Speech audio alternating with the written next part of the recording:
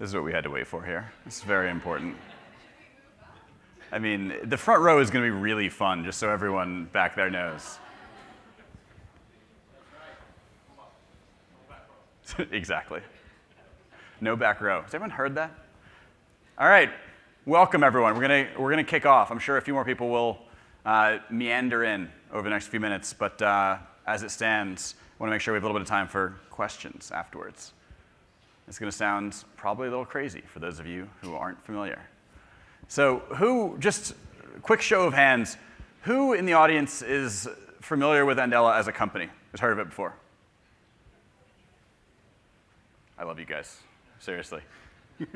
We have the 2U team here.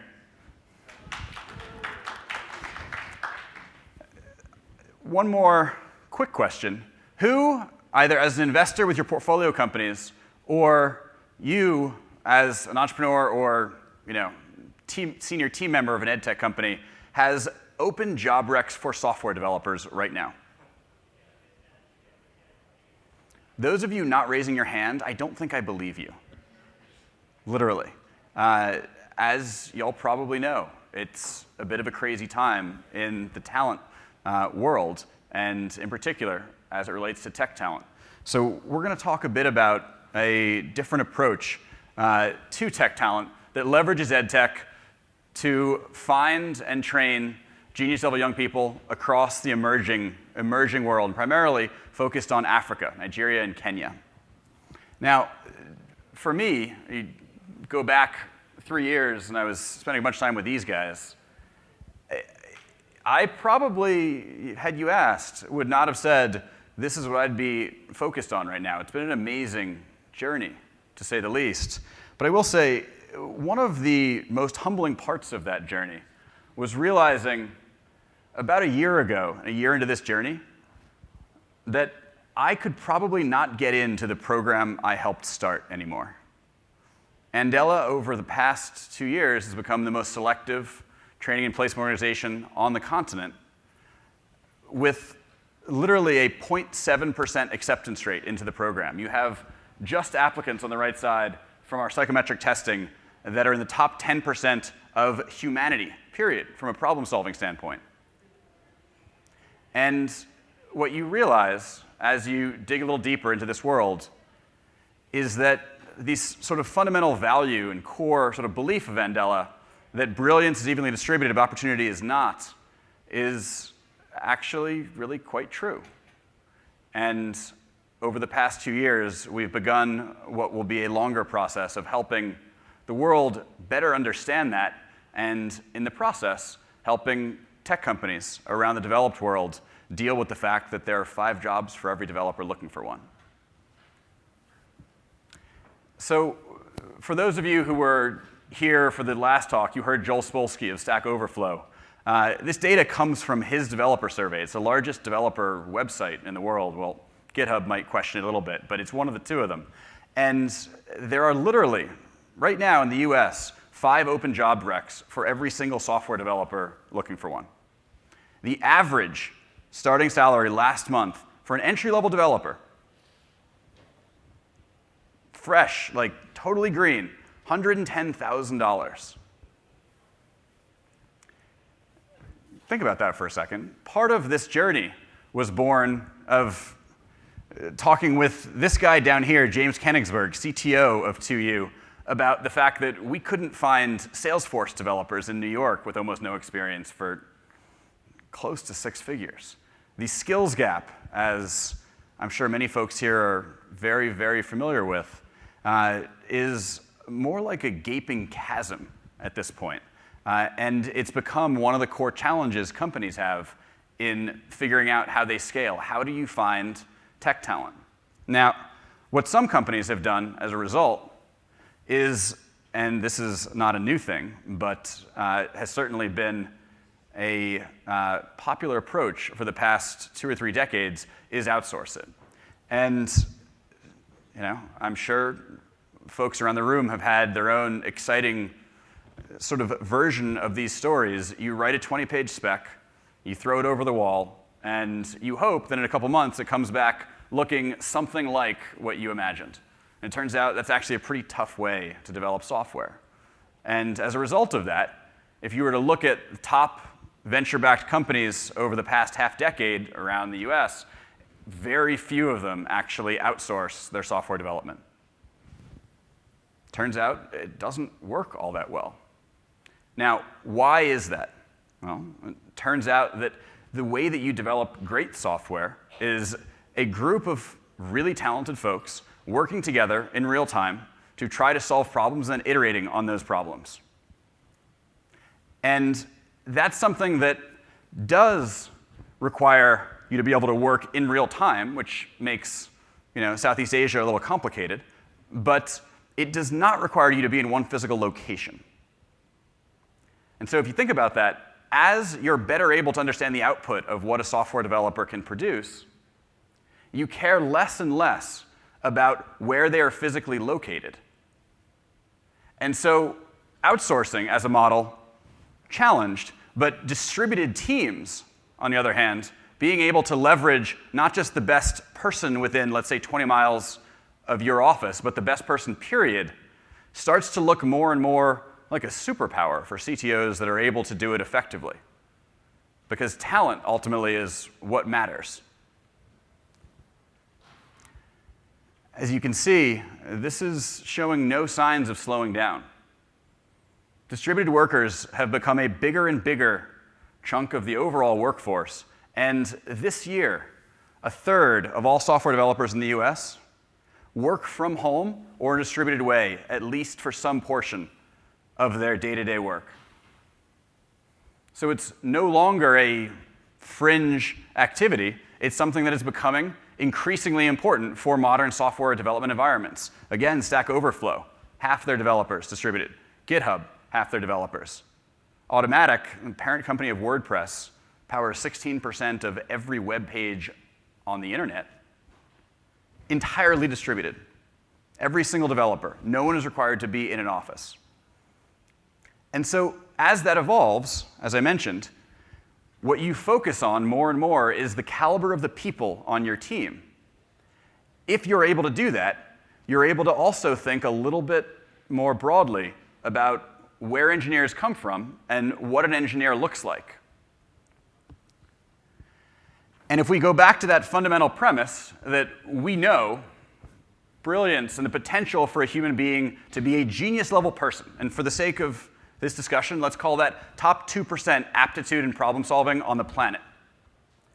If we know that that's pretty evenly distributed, then you start to look around the world and realize, well, there are places where you have large pools, actually, of untapped talent, of extraordinary human beings who have not historically had paths into the formal economy because of the gap between the world's perception of their competence and actual competence. That is pretty staggering. Take that a few steps further and realize how demographics are changing. And you can see that line in the middle, for those too far back to be able to see it, that purple line in the middle is Africa. You have every other continent represented there as well in terms of their population, predicted by the UN between 2015 and 2100. So it turns out there are already a bunch of pretty smart folks, and that number is increasing at a rapid clip relative to the rest of the world. It's kind of tough not to look at it, in fact, and say Africa at the moment contains the largest pool of untapped brain power, just raw intellect, anywhere in the world. And yet most don't think of it as a place for talent. That is changing over time. And it's changing in part because of work that we've been fortunate to be able to do over the past 2 years. And the software developers we've been able to work with, leveraging education technology to help sort of create this distributed guild of elite developers, but also connecting them into some of the top tech companies around the world, like Microsoft, Facebook, Google, but also like our friends here at 2U, also like Udacity, also like Exec Online, like great ed tech companies around this conference. And that's been, as you can imagine, personally pretty fun for me. So how does the process work? In part because of how we're operating, and in part because of what we're doing, we've had, at this point, it's now over 35,000 applicants to the program. Probably saw before, CNN, which one of my favorite headlines, the startup is harder to get into than Harvard. There's literally a 0.7% acceptance rate into the program. 0.7. And because of that, we're able to be incredibly selective both about who we choose, but also how do we think about that process overall, and what are the ways in which someone can show they're not just able to handle the experience, but are able to thrive as a result of it. So you start with psychometric tests that are designed to remove cultural bias from the equation and focus on pure problem-solving abilities. You then move into a self-study curriculum where folks prove their interest in solving problems using technology just as a matter of course, as a are you passionate about this space kind of exercise. An in-person interview, and ultimately, a 2-week free boot camp where you can think of it a little bit like a Marines or Navy SEALs style boot camp, but intellectually challenging as opposed to physically, that allows us to understand how a developer in the program is going to, one, learn, but also like how they take criticism, how they work in teams, things that long-term turn out to be pretty important factors for how they're then going to engage with companies once they make it to that point in the program. And it turns out that side of it has ended up working pretty well as well. Now, I would like to say that's because we've executed well. I'd like to say that's because the ed tech is actually supporting the process and giving a greater degree of consistency than you'd normally expect in an academic experience. Ultimately, the biggest driver here, though, is the caliber of the people. Period. Full stop. It's the fact that brilliance is evenly distributed around the world. Folks who, had they been born in India, would have ended up at the IITs, the US, our top technical institutions. Those folks become Andela Fellows.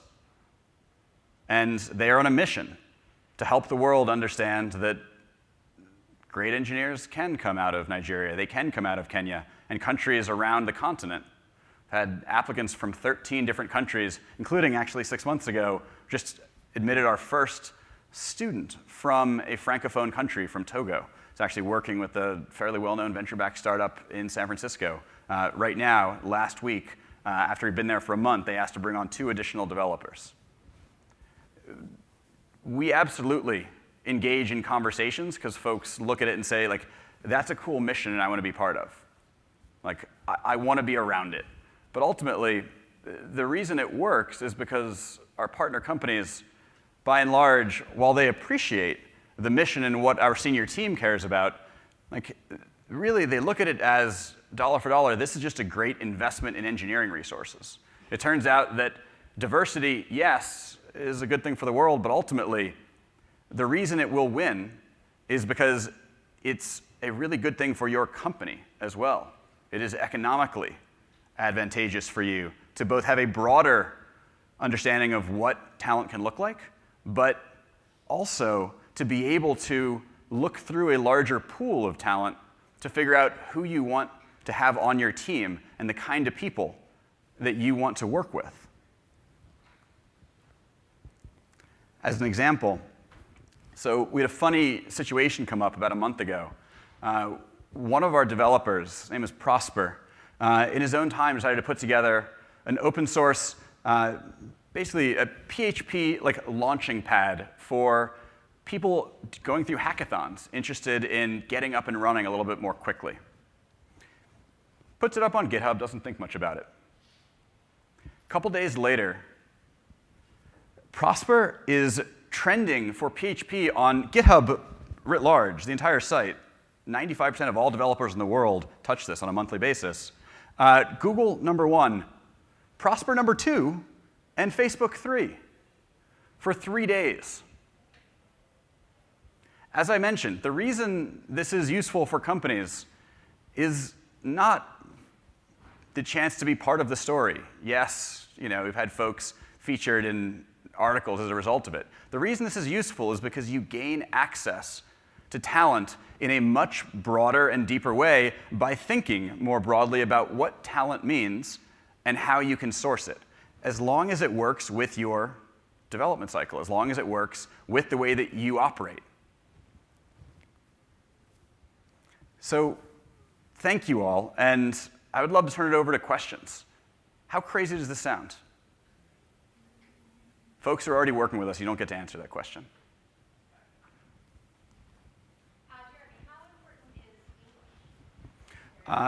English turns out to be quite a bit harder than Python or Node.js to teach, and so English is very important. That said, the vast majority of folks in the program, if you get accepted into Andela, you've probably been taking your lunch money multiple days a week for the past 3 or 4 years and going to a local cyber cafe and downloading how-to code guides. And as a result of that, that level of just drive and interest in finding ways to solve problems with technology, we've had a bunch of applicants from Francophone Africa, from countries that English wouldn't be their first language, who have taught themselves English to a certain degree in order to be able to become better software developers. So, as I mentioned, this was an amazing young man named Faisal, who was our first developer and Andela fellow from a Francophone country, Togo. And he literally got to a point where he realized, I need to teach myself English in order to become a better software developer. The world of tech, Stack Overflow is written in English. And so he did. And he's done a hell of a job on any reasonable metric. Now, as a distributed member of a team, operating in what is not his native language, because it turns out he's a pretty smart guy and he cares a lot, and his drive and determination to excel in the space is different, let's say, than most, let's say, folks I would have gone to college with. Jeremy, what you've described with the whole outsourcing sort of DevOps model that we've sort of come to know from Andela is really exciting. I'm interested to know at what stage does this talent sort of introspect and come up with maybe some interesting science projects within Andela to build anything proprietary with that? So we actually have 20 engineers within Andela, almost entirely Andela developers who have come up through the program, working on internal products. And so long term, the real, I'd say, crux of why Andela will be able to continue scaling at the pace that we are is by driving most of that activity through a platform that allows us to track how each developer is progressing over time and what their level of proficiency is with that specific, whether it's the stack they're working on or just where, it could be soft skills as well, where they are as a developer. And so that sort of the internal products actually make up a big chunk of why things are progressing so effectively now and will be more and more important. That's almost entirely built by Andela fellows, by developers in the program. And so, yes, there's a lot of work being done on it now, and I expect that to continue. We should eat our own dog food. Lee? Do you think only 0.7% of the applicants ultimately qualify, or is that number much bigger? What's the constraint to that? Is it your constraint, or is it the applicant? Is it the bar so high? So do you need to be a genius to be a software developer? No. It doesn't hurt. If you can just choose folks who would fall into that category, it's convenient. But ultimately, what you need is probably more like the top 2% of applicants. And so, yes, we are admitting fewer people than we could otherwise who would still be successful. But as you think about the experience for companies and for folks that we work with, setting that bar a little bit higher is probably a useful thing. And given sort of current admission rates and also size of the continent, total unemployment rates, existing secondary school completion levels, we probably don't need to raise the acceptance rate to scale to thousands and probably tens of thousands of people.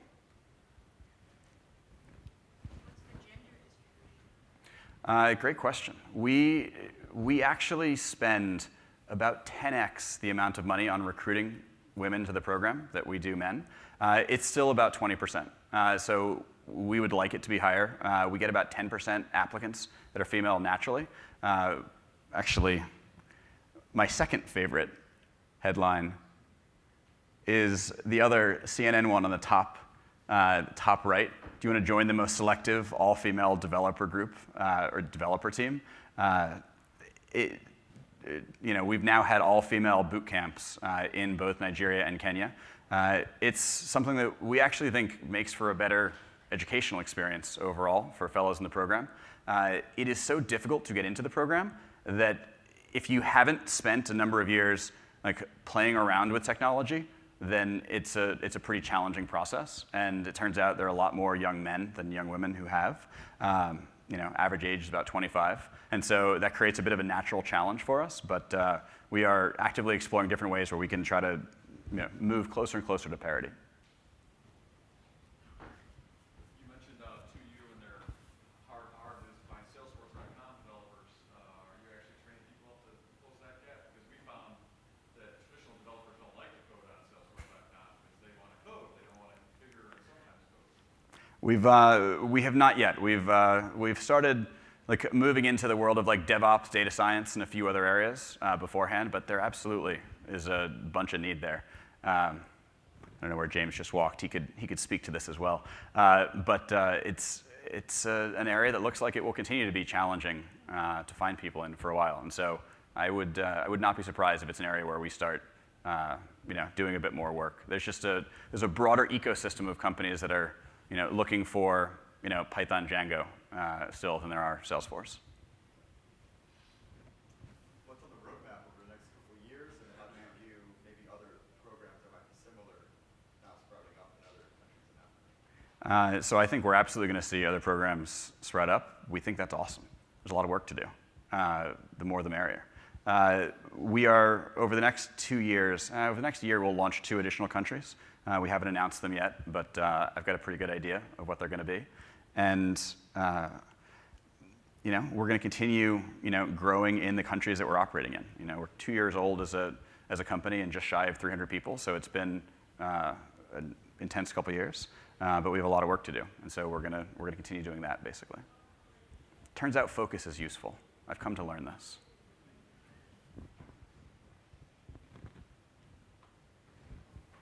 Is there any placement for fellows within Africa for companies that are actually there located, or are all the fellows essentially assigned to companies outside of? So it's about, the question was, are there placement opportunities for fellows within Africa? And so it's about 85% in the US, but the rest, you got one London and the rest is all Africa. And so yes, there are placement opportunities. A lot of fellows are interested in the idea of working with companies that are international as a way to gain exposure. As part of it, we also bring the fellows over at the beginning of engagements to work on site for typically 2 to 4 weeks with the companies that they're going to be then working with for the next year. And part of that is building camaraderie and rapport, but part of it also is just giving a chance for additional exposure on both sides there. And so that turns out to be an attractive option for a lot of them. But yeah, we've got almost half a dozen partners across the continent. The first was in Tanzania, and then a couple in Nigeria, a couple in Kenya, and I expect that will likely continue over time. It turns out that there are a bunch of interesting tech companies around Africa that are outsourcing to the US their technical needs, and that's probably kind of silly. Why not? Why not they did that before? It's a great question. There are some sort of obvious logistical complications. And when you think about our founding team, we have a co-founder who's from Nigeria and was a known quantity in the ed tech space there. Another co-founder who was sort of very well versed in the world of international development. These are areas that I knew nothing about coming into it. And so I'd say part of it is a function of needing to bring together folks from very different backgrounds to do it effectively. Part of it is just, it turns out it's complex to open up businesses operating in multiple different countries across Africa. And so, a little bit of it is just logistics. The startup ecosystems aren't as developed. Part of it is that most people probably don't believe it's possible. So. So you do a lot of training for those that are actually part of the program. Is there any challenges for those that are hiring? Is there any training and onboarding support for the actual companies that are hiring these fellows? Are there any challenges that they've experienced today working with them? So the question was, are there any challenges like with the onboarding process? Short answer is, of course.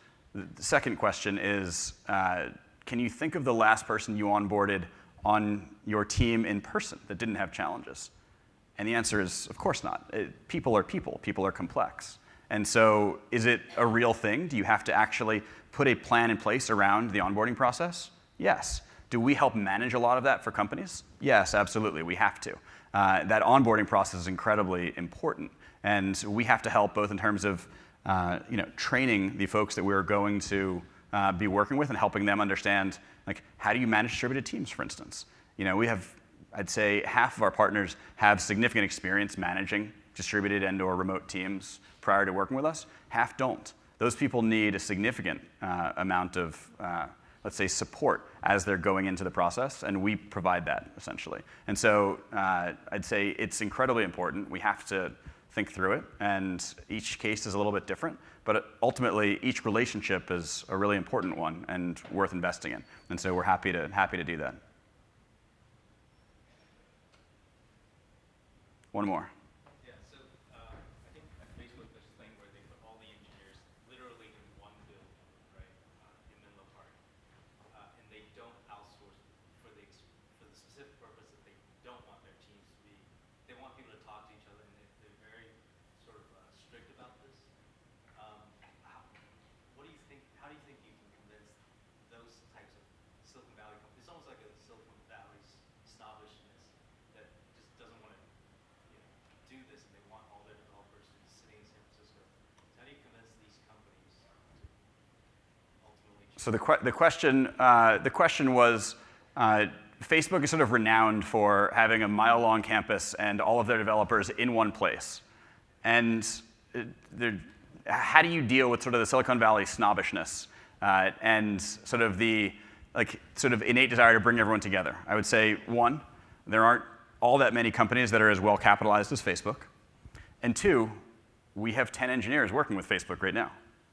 And so I would look at it through the lens less of, like, how do you convince them, but rather, as the world turns and as you can increasingly point to the outcome of an individual engineer on your team and what that person is going to be able to do, you will care less and less about where that person is physically located. If you don't care about where that person is located, you have a much broader pool of applicants and team members that you can select from.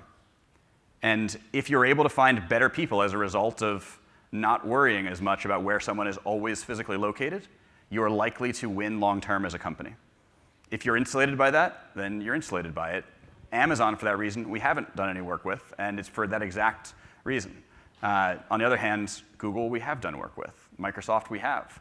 We've done a ton of work with IBM. And so that world is shifting, and it is shifting because by shifting, companies end up performing better and having access to better talent than they otherwise would. And I'm very comfortable being on that curve. Thank you all very much.